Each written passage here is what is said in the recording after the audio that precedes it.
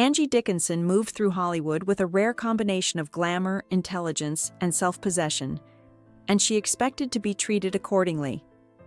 From her earliest days in the industry, she understood the unspoken hierarchies of fame, power, and gender, yet she never fully accepted them as inevitable.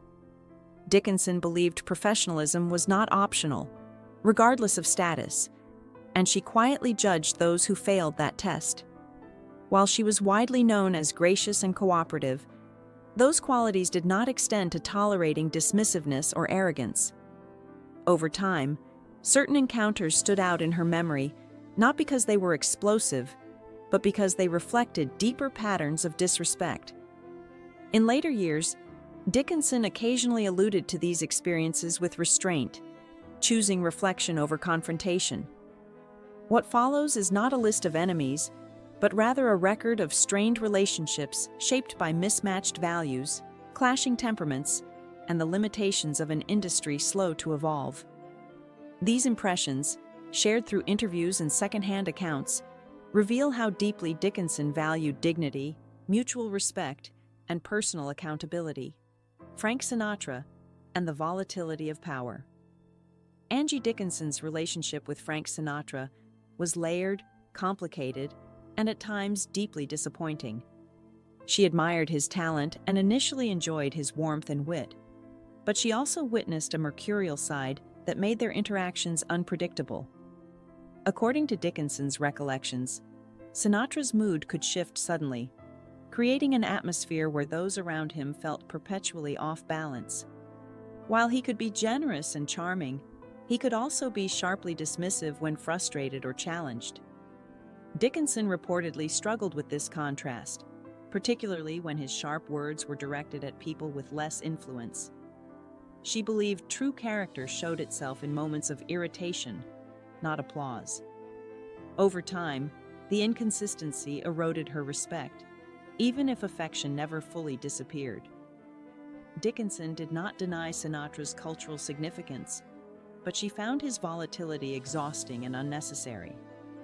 In her private assessments, she seemed less troubled by his temper than by how casually it was excused. That normalization of behavior, more than the behavior itself, left a lasting impression. John Wayne and the weight of condescension.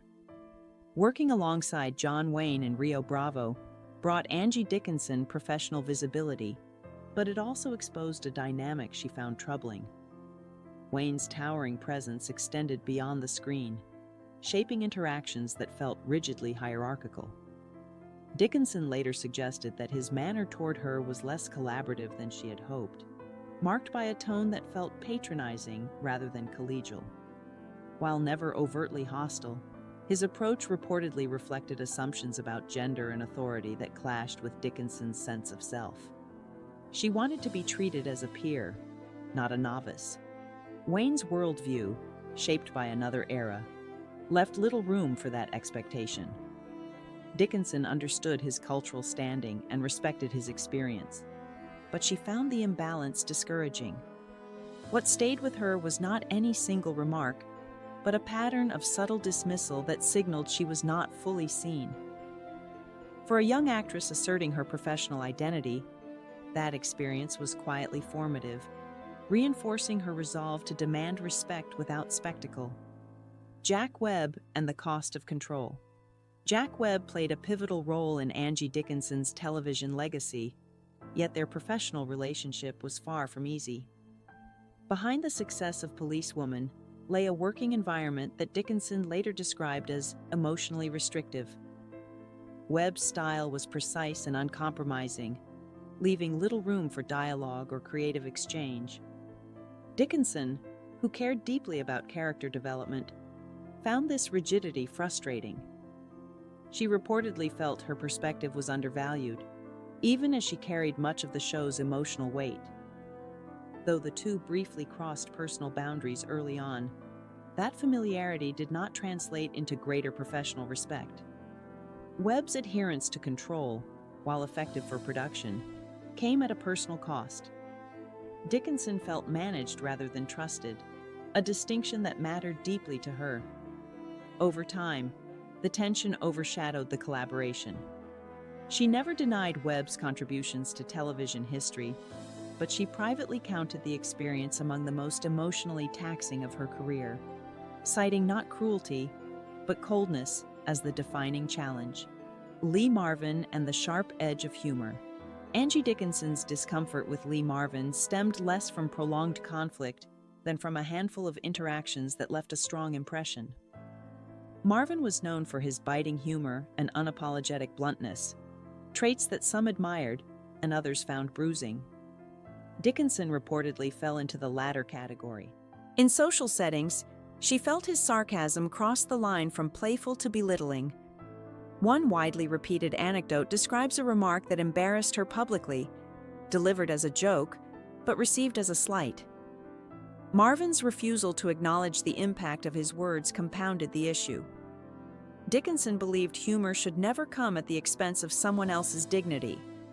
While she recognized Marvin's talent and commanding presence, she found his interpersonal style unnecessarily sharp. For her, respect was not about sensitivity, but awareness. The inability, or unwillingness, to read the room marked him, in her memory, as someone whose charisma often overshadowed consideration.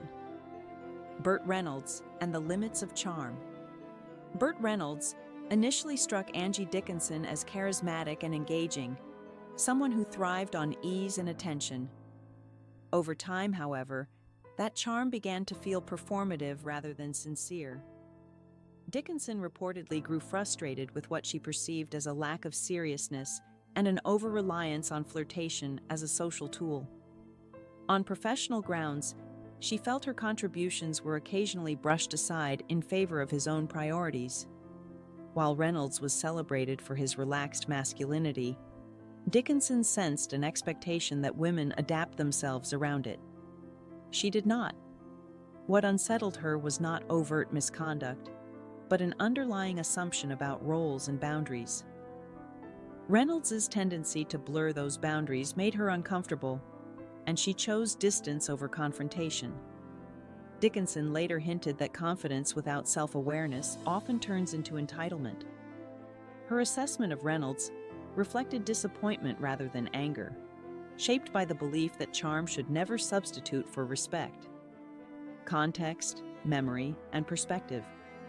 It is important to view Angie Dickinson's recollections through the lens of time, context, and personal growth. Hollywood in the mid-20th century operated under norms that often dismissed women's perspectives as secondary. What Dickinson experienced was not unique, but her willingness to remember it honestly was. These impressions were shaped by private moments rather than public disputes, and they were shared sparingly, often years later. Memory, too, is selective, emphasizing emotional truth over factual precision. Dickinson did not wage campaigns against these men, nor did she seek to revise their legacies. Instead, she quietly cataloged experiences that fell short of her expectations. In doing so, she offered insight into the daily realities of navigating power imbalances with grace. Her reflections were less about blame and more about boundaries. By acknowledging discomfort without dramatizing it, Dickinson modeled a form of integrity that allowed her to move forward without bitterness. Professionalism as a personal line. For Angie Dickinson, professionalism was not a slogan, but a personal ethic.